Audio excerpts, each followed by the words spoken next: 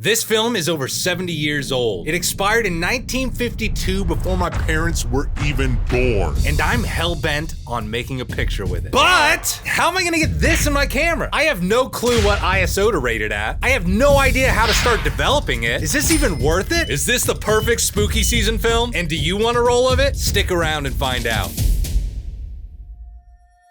This is Kodak Eastman Super XX, a black and white 35mm motion picture film. It's been expired for 72 years. That's so long ago. Just for reference, it was probably made in the 40s, then it expired in 1952. 6 years later, my mom was born, then she grew up, met my dad, they had me, I grew up, went to college, dropped out, got a few jobs, failed at everything, moved back in with mom and started a YouTube channel, and here we are.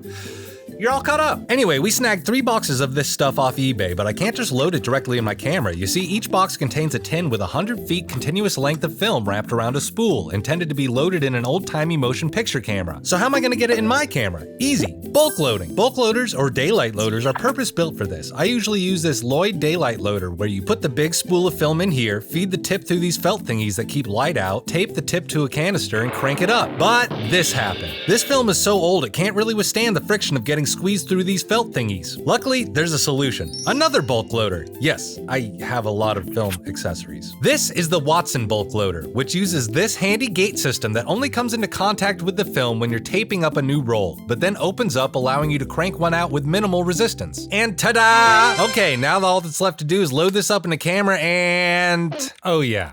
ISO. A quick Google search reveals that this film was rated at 200 box speed back during the Korean War, but again, that was 70 years ago. The most common advice you'll hear for shooting expired film is to overexpose it by 1 stop for every decade since it went bad, which puts this at ISO 1. I'm gonna need a tripod. But before I let her rip at 1 ISO, let's verify our guesstimation through the magic of bracketing. Happy Halloween, internet. So we're gonna bracket this from 200 all the way down. Bracketing is when you take the same picture over and over again while changing your settings each time to determine the correct exposure settings. So I took a shot at ISO 200, 150, 25, 12, 6, 3, 1.6, 0.8, 0.4, 0.2, 0.1, 0.05, and in case all else fails, I shot a frame wide open at f1.2 in bulb mode and counted 10 Mississippis. 10 Mississippi. Yeah, let's see what we got. See you guys on the other side.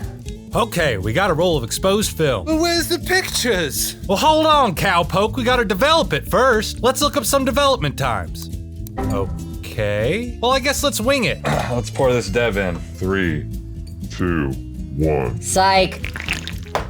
Good thing I didn't drink this one. This is awkward. I decided to go for broke with a 3-hour semi-stand development cycle using Kodak HC110 Dilution B.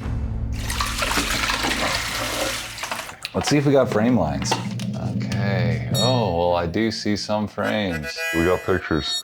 But did we though? Here's a scan of the first exposure I could make out on the negative. I know it doesn't look like it, but there's a tiny bit of detail hiding in there. But I don't know if you could even call it a picture. This one is ISO 50. 25 looks a little better. Here's 12. Hey, now we're cooking with gas. 6 looks pretty much usable other than the scratches. ISO 3 and we're pretty much there. But on ISO 1.6, we're getting a decent amount of extra detail out of them shadows. All the ratings slower than ISO 1 are at a point of diminishing returns. Yes, we're still eking out more detail, but I'm happy to trade a spot of detail for faster shutter speeds. And finally, bulb mode. I mean, looks like overexposing this film is borderline impossible. Very nice! ISO 1. I guess that rule of thumb, 1 stop per decade, is a rule of thumb for a reason. Anyway, I don't think a 3-hour stand dev is very practical. Yes, it's set it and forget it, but the negative came out really thin. Next up, I figured I'd try the same dilution for 30 minutes and agitate it once every minute.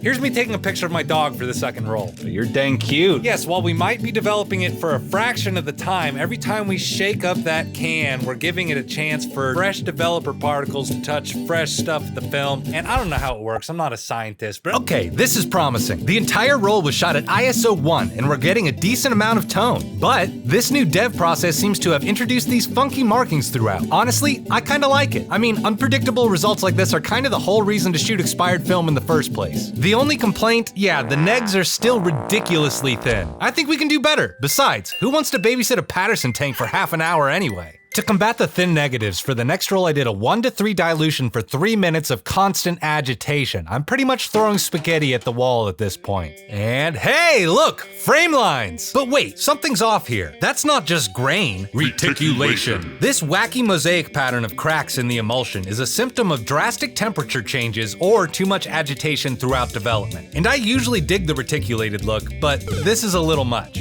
You can't really make out any detail up close. Anyway, since I can't stand doing the same thing twice, let's try a different development process. Here's a little montage of the next roll, which I developed for 11 minutes at a dilution of 1:15. I don't know if it's the fog or uneven development, but it looks real splotchy. The good news is the negs are still dense without all the reticulation. So, since I'm lazy, I'm gonna go with this method for the final test. That's right. Spooky time photo session.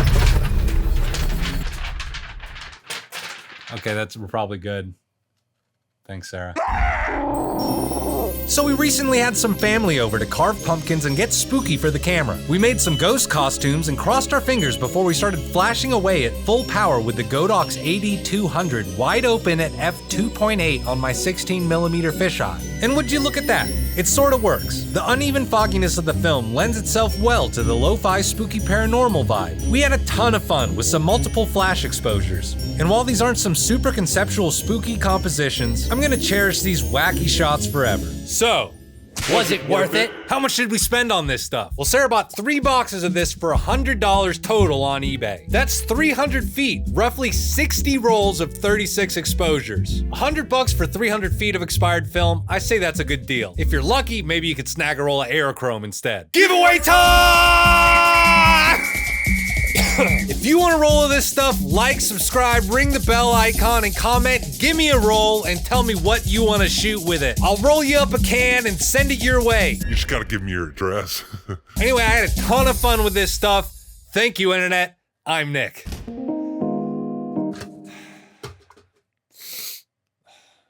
Still got a lot of editing to do. I'm gonna be up late.